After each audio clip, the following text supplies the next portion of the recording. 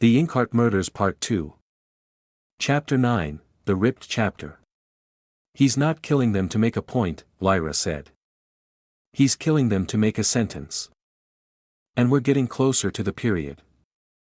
The tuning fork sat under UV light in the evidence lab, humming faintly even without being struck, its low, vibrating tone barely perceptible but utterly unnatural. It shouldn't resonate like this, the tech said. It's not reacting to contact, it's reacting to presence. Lyra didn't need the science to understand it. It was a memory trigger. She knew exactly where the tuning fork came from. 12 years ago, she'd attended an underground music salon in a decommissioned theater tucked behind a ruined opera house downtown. It was barely legal, just a pianist, a single violinist, and a candlelit audience that never clapped. She remembered Eli had taken her there once. Theater Thanatos. It had been abandoned for years. Or so she thought. That night, Lyra and Hale arrived at the crumbling archway of Theater Thanatos. The rain had stopped, but the fog was so thick it felt like walking through breath. Broken cherub statues watched from crumbling pedestals. The iron gates stood open, creaking gently as if they'd been waiting. Inside, the lobby was filled with peeling paint, forgotten programs, and echoes. Everything smelled of mildew, ashes, and ghosts. They found the stage door slightly ajar. A flicker of candlelight glowed inside. Hale drew his weapon. Lyra moved first. The stage was set. Literally. At the center of the theater's vast, rotting auditorium was a grand piano, half-burned, missing half its keys. Dozens of music stands surrounded it, each holding a single page of handwritten sheet music. Blood spattered the margins of the pages. And in the center chair of the orchestra pit sat the newest victim, Mark Danton, music professor, former mentor of Lyra's during her university days. His throat had been slit. But what horrified Lyra more was what was missing. Pages had been torn from his chest cavity. Not inserted, removed. On the chair beside his body lay a partially burned manuscript. She picked it up carefully. Chapter 8, The Note She Never Played. The conductor who waited too long. The one who heard her truth and turned away. He knew her old name. He let her lie. He's not the silence, he's the delay. And delays ruin everything. So now we skip ahead. Lyra staggered back. Her hands were shaking. What does that mean? Hale asked. She met his eyes. He's tearing up his own narrative. He's skipping chapters. He's improvising. Hale's voice dropped. You think you're losing him? No, she said, voice tight. I think he's losing himself. Back at the precinct, they combed through Mark Danton's academic records. He had been one of the few faculty members who knew Lyra before she changed her name, when she was Eva Cyrus, a literature student who submitted her senior thesis under a pseudonym. That thesis? A short novel titled The Spiral of Her Silence. It had been withdrawn from the university archive the year after the fire. No one had seen it since. Until now. A package arrived at the precinct front desk that night. Wrapped in old university letterhead. Sealed with wax. Addressed simply. To the narrator. Inside was the original, unburned copy of The Spiral of Her Silence, Eva Cyrus's lost manuscript. Hale and Lyra opened it together. It began. A woman dreams she's someone else. She moves through shadows wearing a name like a borrowed coat. Her truth is inside her, but stitched shut. Only fire remembers her real voice. She thinks she's hunting a killer. But the killer is the pen. And the pen has always been hers. Lyra's heart thundered. I didn't write this, she said. I never finished it. Hale flipped to the back page. Chapter 9, The Ripped Chapter. In which we take something away. A chapter never written. A life never lived. A name never spoken. Until now. Eva. Cyrus. Lyra dropped the manuscript. She stumbled back, chest heaving. He had written her chapter. He had taken her real name, her unfinished work, and filled it in himself. Rewritten it. Owned it. The phone rang. Hale answered. A voice spoke only one sentence. The next chapter belongs to you, detective. The line went dead. And on Hale's desk printer, a document began to spool. 1 page. Fresh ink. And the title? Chapter 10, The Friend Who Stayed Too Long in the Story. Chapter 10, The Friend Who Stayed Too Long in the Story. This isn't about catching him anymore, Hale said. It's about surviving your ending. The page was still warm when Hale pulled it from the printer. The paper had the same thickness, the same strange softness. The title burned at the top in calligraphy darker than before. Chapter 10, The Friend Who Stayed Too Long in the Story. Beneath it, the first line. He thought he was helping. He thought he was real. That night, Hale didn't go home. Lyra insisted he stay at the precinct's safe house. It was protocol. But more than that, it was strategy. The killer was closing in on her emotionally, now physically. There were too many cracks in the walls, too many open endings. She needed Hale protected. Or so she told herself. Hale, meanwhile, stared at the single journal page taped to the window of the safe house bedroom. It hadn't been there when he entered. He was sure of it. The message was handwritten in ink that shimmered faintly in the dark. You're not a detective. You're a device. You exist to keep her from remembering. Time's almost up. At 2:07 a.m., Hale woke to the sound of typing. Not outside. Inside. He followed the sound, barefoot, gun drawn, down the narrow hallway to the guest study. No one there.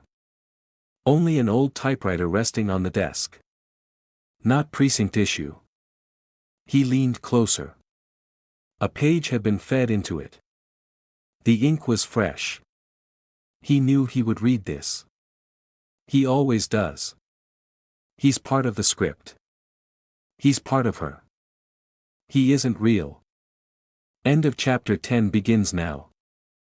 Suddenly, the light in the room exploded, bulb shattering with a snap. Darkness. Hale dropped to the floor, rolled to the hallway, and backed out with his weapon aimed. No movement. No sound. But taped to the wall behind him was a photo. A picture of Hale sleeping. From inside the room. The next morning, Lyra arrived in silence. She found him sitting at the edge of the bed, pale and shaking. This isn't your case anymore, she said. Hale handed her the typewriter page. I don't care if I'm just a side character, he said. I'm finishing the story with you. Back at the precinct, they laid out all the journal pages again. Lyra paced, tracing the spiral with a fingertip. His style's changing, she muttered. Less elegant. More erratic. More cruel. Because we're getting close. Because we're getting to the part of the story he doesn't want to write. She circled one of the pages from the night library. It included a line she hadn't seen the first time. A device can break the story. But only if it learns it's won. He's turning on Hale, she said. Which means Hale knows something Eli doesn't want him to remember. Like what? Like what happened after the fire. They pulled Hale's personnel files. Standard. Clean. Too clean. And then they noticed it. His first year of training, unlisted transfer from an internal internship with university campus security. 12 years ago. Same year as the fire. Same university. Same night. Lyra stared at him. You were there. Hale went pale. No. That can't be. She pulled out the old faculty records. Danton had signed a guest list that night, a guest lecture on narrative therapy.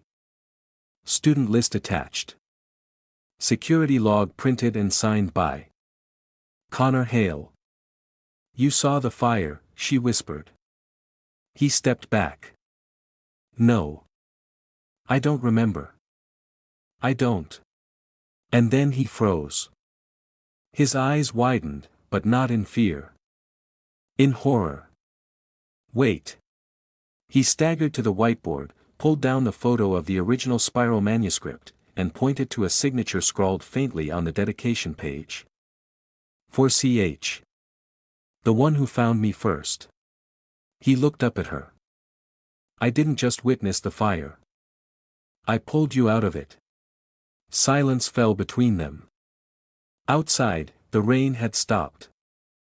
Sunlight bled through the blinds like an open wound. And then the printer behind them began to whir. One page. No sound. Just a single line. Chapter 11, The Spiral Collapses. Chapter 11, The Spiral Collapses. The structure's breaking, Lyra whispered. He's not leading us to the ending anymore. He's pulling us under it. The precinct lights flickered as the storm returned, an electrical surge they'd blamed on faulty city grids, but it felt intentional. Everything did. The paper from the printer was still warm when Lyra picked it up. No chapter title this time. Just a phrase, written in her own handwriting. Or what looked like it. She cannot solve the spiral, because she is inside it. Beneath it. A date. March 18th. 5 years ago. Same date as the first Inkheart killing. Lyra's hands trembled. That couldn't be right. Because on March 18th, 5 years ago. She wasn't in the city. Was she? Hale watched her carefully as she slid into the evidence room and locked the door behind her. He didn't stop her. Didn't speak. Because he saw what she was doing, and maybe he understood. She was checking the ending. There, spread across the board, were every chapter title, every victim's name, every annotation. But when Lyra looked closer, a pattern she hadn't seen before leapt out. Each victim wasn't just a character archetype. They were all mirrors of Lyra herself. Camilla Trent, law student, idealistic, Lyra before the fire. Robert Falk, the forgotten witness, like Lyra's buried memory. Melanie Croft, the observer, like Lyra watching herself fall apart. Mark Danton, the mentor who knew too much, like Lyra's guilt. Hale, the partner who stayed too long, the emotional anchor. Each one wasn't just part of the story. They were fragments of her. She staggered back, breath caught in her throat. No, she muttered. No, that's not possible. And then she saw it. Pinned behind one of the sheets, buried under others, was a page she didn't write, didn't remember seeing. No one had tagged it. It was just, there. Chapter 11, The Spiral Collapses. She reached the center and found herself staring back. The profiler. The narrator. The subject. All three in one. The others were pages in her hand. Names she wrote down. Guilt she disguised as ink. The spiral doesn't trap her. She spun it. Hale entered slowly, hands open. You've been holding something back, he said. Lyra turned. So have you. He nodded. I remembered something. He handed her an old, burned ID card.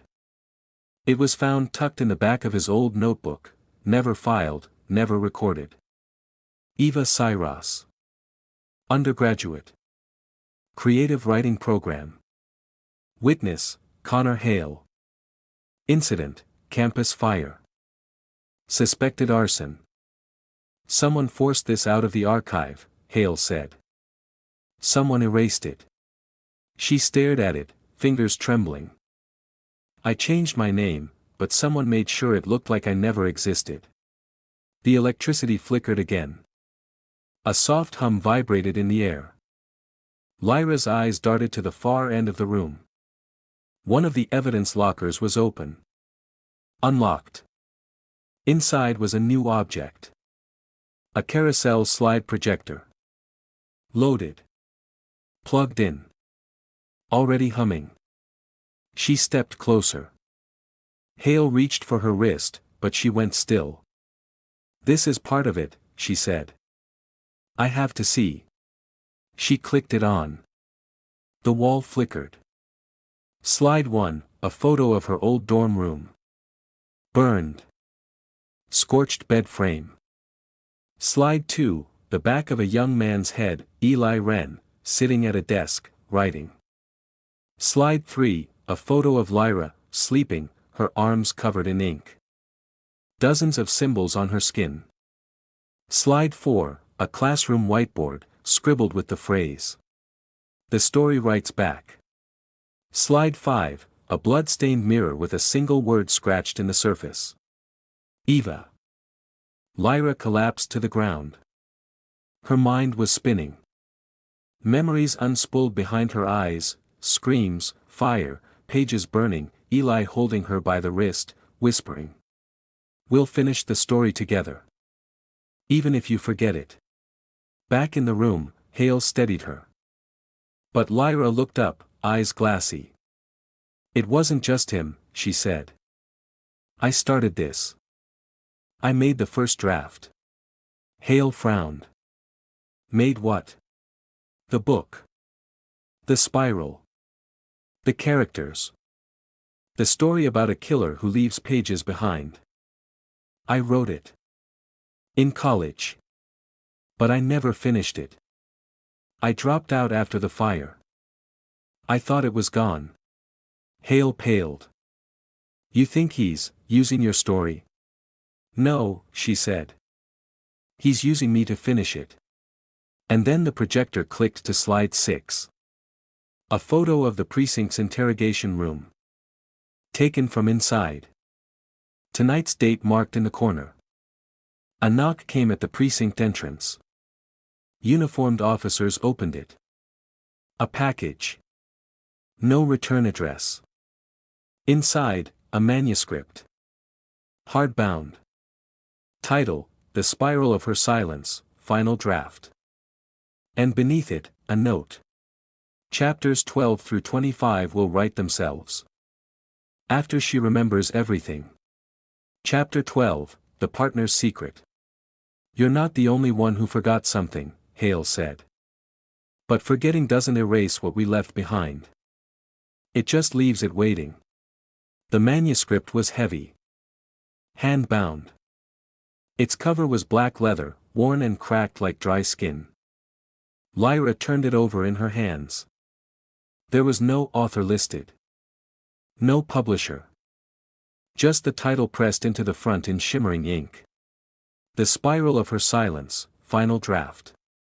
Lyra sat down at the long table in the evidence room, the manuscript before her, her badge and notebook beside it like offerings. Hale stood near the door, arms crossed but not tense, yet. He hadn't read it. He didn't want to. Lyra opened the book. The table of contents read like a record of crimes. Chapter 1, The Girl with Hollow Bones. Chapter 2, The Man Who Watched. Chapter 3, The One Who Forgot His Ending. Chapter 4, The Mirror Remembers Before You Do. Chapter 5, The Author. Chapter 6, The Literary Map. Chapter 7, The Whispering Page. Chapter 8, The Note She Never Played. Chapter 9, The Ripped Chapter. Chapter 10, The Friend Who Stayed Too Long in the Story. Chapter 11, The Spiral Collapses. Chapter 12, The Partner's Secret. She turned to it. And saw her name on the first line. Eva looked at him and didn't recognize the boy who had saved her from the fire. But he remembered her. He always had. The way her hair smelled of burning pages. The way her hands shook when she lied. The way she slept, like someone trying to forget their own name. She dropped the manuscript. Chapter 12 is happening now, she whispered. Hale paled. How does he know this? He asked. That's word for word what I thought earlier. About you. How? He's watching us, Lyra said. Still. Always. He's building this in real time. That's how he's staying ahead. He doesn't need to guess what we'll do, he just writes it. Hale paced in a slow circle. You're saying he's scripting us. Like we're characters. I'm saying I think I wrote the first draft of this story, and now someone else is writing the ending. And I don't know which parts of me are real anymore. They returned to the safe house that night, not for security, but to uncover what Hale had begun to remember. He opened a locked duffel from his private archive. Inside, a small box of belongings he had kept from the campus fire. Unofficial. Unrecorded. Things that didn't make it into any report. Lyra picked up a melted nameplate. E. Wren. Next to it, a photograph, charred but clear enough. Her. Eva. And Eli, sitting on the floor of the old university theater. Pages around them like snow. There was a caption scribbled in ballpoint on the back. Draft 1. She wrote the bones. I bled the rest. Lyra exhaled, slow and sharp. He's not just obsessed, she said. He thinks we were writing together. Hale pulled out the final item from the duffel, a cassette tape in a cracked plastic case labeled Eva's Exit Interview, unreleased. What is this? She asked. I found it in the dean's office. He never submitted it to police. I don't think anyone even knew it was recorded. Hale slid the tape into an old portable recorder and pressed play. A young woman's voice came through, hers, but unfamiliar. Fragile. I don't remember setting the fire. I just remember the pages burning. I remember Eli smiling. I remember, wanting to disappear. You said he was dangerous. He wasn't. Not then. We were writing something. I think I wrote something too real. Too close. And he fell into it. And then I stopped writing. And he didn't. Silence. Then the voice returned, shaky, cracking. He told me if I ever forgot, he'd finish the story for both of us. The tape clicked off. Lyra stood still for a long time. I left him in the fire. Hale nodded slowly. He survived. And he's been writing ever since. She closed her eyes. I think he's not just finishing the story. He's making sure I remember it wrong. That I question it all. My name. My guilt. My role. Why? Hale asked. Why not just kill you? She looked up. Because the only thing worse than dying, is being rewritten. The lights flickered. Again. And then the projector in the corner turned on by itself. A blank slide appeared. Then text, typed in jagged black letters. Chapter 13, The Pages She'll Never Tear Out. Below it, a countdown, midnight. Chapter 13, The Pages She'll Never Tear Out. It's not just what I forgot, Lyra said. It's what I made the world forget with me. The timer counted down from 24 hours. It glowed across the projector screen in the safe house like a clock ticking toward ruin. But Hale didn't look away from it. Neither did Lyra. Because they both knew what it meant.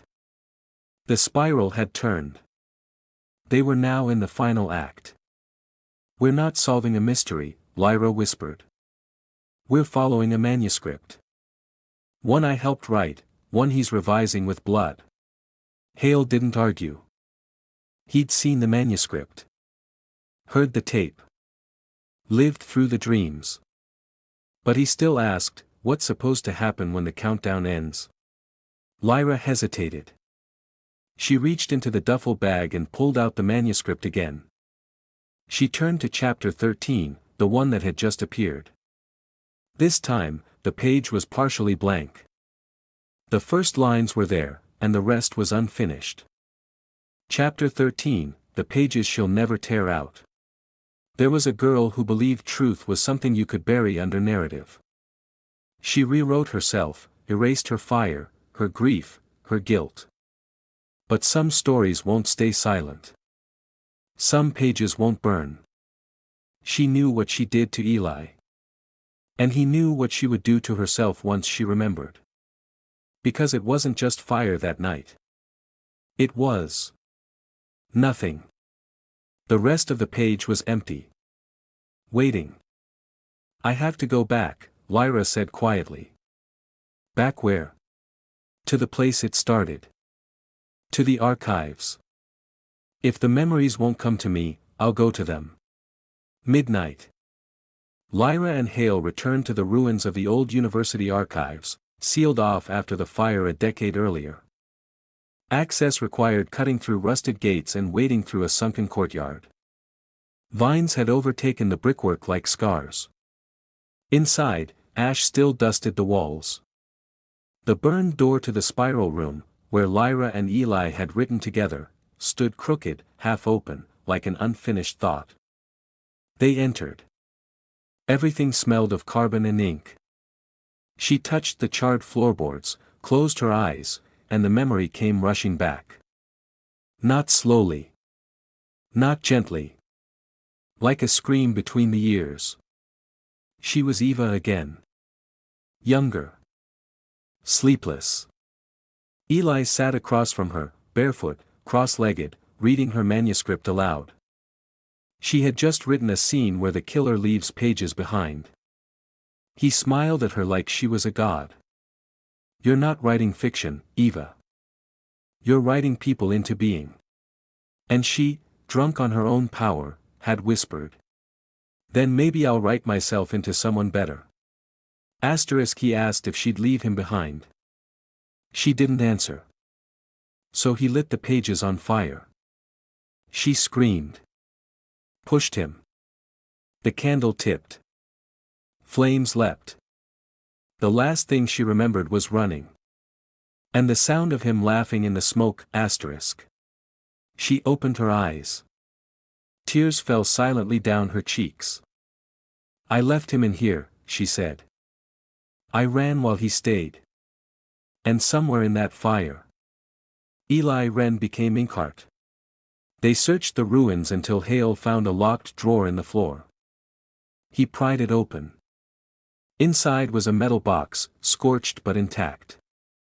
Inside that, photographs. Of Eva. Of Eli. Of the manuscript. Of the real spiral. And under them, a blood-stained page. One of Lyra's. Her own handwriting. Her original draft. The top of the page read. Chapter 0, What She Buried. And the text began. I will not remember this. I will not carry this. I will become someone else. I will name her Lyra. I will forget that Eli stayed. I will forget that I pushed him toward the fire. I will forget that he begged me to stop writing, and I didn't. I will tear out this chapter. And I will not look back. She collapsed to her knees. He never killed me, she whispered. He just waited for me to kill myself from the inside. Hale sat beside her. This wasn't your fault. She looked at him. Then why did I write it like it was? Back at the precinct, they filed the blood-stained page into evidence. The timer had 6 hours left. The manuscript remained unfinished. But as Lyra looked at the whiteboard, she realized something horrifying. The list of victims had one more name. One not yet filled in. And written next to it, in a different hand, was a note. Final interlude, the reader bleeds truth. And beneath it, a date. Today. Chapter 14, her final chapter. There is no future without a final page, the manuscript read. And no author survives her own ending. The digital timer struck midnight at 3:16 a.m. The projector powered down. The lights in the precinct flickered once, and died. The only illumination came from Lyra's phone, casting her face in blue light as she stared at the whiteboard, now rewritten. Not physically. Digitally. Every file had been replaced. Photographs, forensics, statements, all overlaid with pages from the manuscript. Like it had rewritten the case. And maybe, it had. Hale found her standing alone in the interrogation room. Not the main one, the original one. The one used for Lyra's first interview after the fire, the one no one had entered in years. She had unlocked it herself. The walls were stained yellow-gray. The two-way mirror cracked. The ceiling vent hummed like a breath behind plaster. In the center of the table sat a cassette recorder, the same model from her exit interview. She pressed play. Eli's voice crackled through. I waited, Eva. Like you wrote I would. I let you erase me because I knew you'd never stay away forever. I've kept the chapters safe. I've added your edits. But now it's time for the ending we agreed on. Click.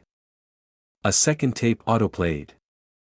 Lyra's own voice, fragmented, strained, tearful. I want to forget. I want the story to end. I want to become someone else. Then silence. Then, in Eli's voice. Done. You're Lyra now. But remember, love, authors always meet the stories they abandon. That's the price of ink. Hale stood in the doorway. You're not finishing this alone, he said. I already did, she replied softly. Years ago. She pulled a key from her pocket, rusted, carved with the number 12. The theater has 12 rooms, she said. There's one we never opened. Hale frowned. The locked auditorium? Lyra nodded. I think that's where he's waiting. 4:04 a.m. They entered the theater Thanatos again. But this time, the air was different. Colder. The murals on the wall had been repainted, by hand, in ink and blood. They depicted scenes from the murders, but rendered like theatrical vignettes. One showed Lyra, sitting at a typewriter. Another showed her standing over Eli, reaching out with a page. And the last showed her alone in a burning room, holding a torn-out chapter in one hand, and a knife in the other. They approached the 12th room. The rusted lock snapped with a single twist of the key. The door opened into a pitch-black auditorium. Rows of chairs. A single spotlight on the center of the stage. And beneath it, a desk. Typewriter. Chair. Manuscript. A stage set, for her. Lyra walked down the aisle. Alone. Hale stayed in the back, weapon drawn, breath held. She stepped into the spotlight. The manuscript was open to the final page. Blank. Except for the title. Chapter 15, her final chapter. Her name was printed beneath it. Not Lyra Voss. Not Eva Cyrus. Just. She who tried to rewrite the fire. Then, footsteps. From the back of the auditorium. A man in a black coat, walking slowly down the aisle. His face still shadowed. But his voice. Unmistakable. Eli. You kept the spiral, he said. I'm proud of you. Lyra stared. You didn't have to do this, she whispered. You didn't have to become this. But I didn't, Eli said. We did. Together. You killed them. No, he said, stopping 10 feet from her. You wrote them. I just followed your drafts. You chose this. He stepped into the light. His face was older, thinner, streaked with ink like veins had run dry. His eyes glowed, not madness, but clarity. You chose me, he said. When you wrote me into being. When you gave me a purpose. He held out a page. Chapter 16, the ending they both deserved. Empty. Waiting. And then, he knelt before her. Write it, he said. One last chapter. Then we can both stop. She took the page. Trembling. Sat at the desk. Typed. The spiral ends not in fire, but in ink. The girl remembers. The killer waits. But the ending was never his to write. It was hers all along. She stopped. Looked at him. And added. So she wrote, the story ends here. And pulled the final page free. Hale entered seconds later. Gun raised. But the stage was empty. The desk sat undisturbed. Only the typewriter remained. Still warm. Still breathing. And next to it, a single sentence carved into the wood. Next chapter begins in blood. Chapter 15, the rewrite. You can end a chapter, Lyra said. But if you don't tear out the page, it's still part of the book. The theater was sealed. Crime scene tape looped around its crumbling archways, fluttering like torn ribbon in the early morning wind. The forensics team scoured the stage, found prints from Lyra, Hale, but none from Eli. No blood. No exit wounds. No body. Just the final page in the typewriter, typed in Lyra's hand. Back at the precinct, Lyra sat across from Captain Maddox. He read the report silently. His jaw clenched harder with each paragraph. Let me get this straight, he finally said. You confronted a man you believed to be a killer you profiled 5 years ago, Eli Wren. In a sealed theater. With no backup. No arrest. No witness. And now you're telling me he vanished? He wasn't there to be caught, Lyra said. He was there to pass it back to me. To pass what? She slid the manuscript across the table. Maddox looked down at it. Still open to chapter 15, her final chapter. She rewrote herself to survive, he read aloud. But stories don't forget. They wait. He looked up. That's not a confession. That's fiction. Lyra's voice was steady. It's both. Later, Hale found her in the records room. The lights were low. The air too still. She was sitting on the floor, surrounded by photocopies, her university ID, Eli's student file, fire reports, page scans of the spiral of her silence, draft after draft. They all ended the same way. The girl disappears. The boy becomes a sentence. And yet, none of those endings matched what really happened. Because the story was still writing itself. Hale crouched beside her. We need to get ahead of this, he said. Eli's not ahead anymore, she murmured. He's beneath. Beneath what? She looked up at him. The spiral. She spread out the newest pages from the manuscript. They'd found them delivered to the morgue that morning, inside the body bag of one of the earliest victims. Tucked into the lining like a secret chapter. Chapter 16, the rewrite. She believed endings were chosen. But endings, like people, rot if left unwritten. So now the story rewrites her. From the inside out. It changes her memories.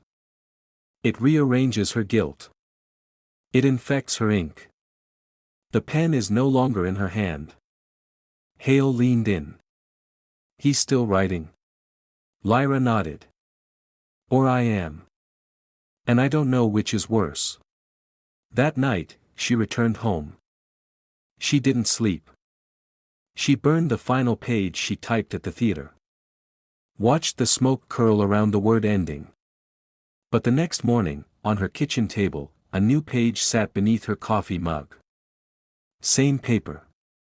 Same handwriting. Title. Chapter 17, The Girl Who Couldn't Stop Reading. And this line. Even when she burned the ending, the story kept whispering. Because some books don't want to close. They want to be reread. From the beginning. Until something breaks. Lyra screamed. Tore the page. Shoved it into the trash. But the words didn't stop. They echoed in her mind like a needle caught in a groove. And when she looked in the mirror, she saw a reflection holding a book. A book she hadn't picked up. A book she hadn't written. She called Hale. He arrived in minutes. Together, they stared at the message scrawled across her bathroom wall in what looked like black ink, but smelled like blood. You can't rewrite what was never yours. You can only finish it. Where is he? Hale asked.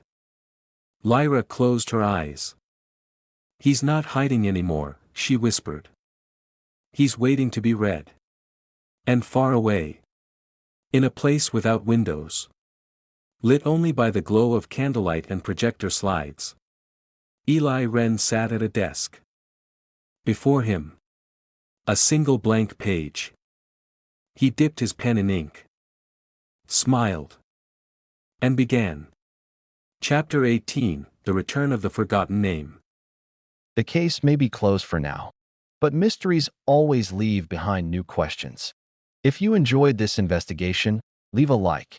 Every clue you find keeps the trail alive. Share your theories in the comments. Your mind might be sharper than you think. And subscribe to our channel Detective Mystery Stories, where every case hides a deeper secret, and every secret deserves to be uncovered.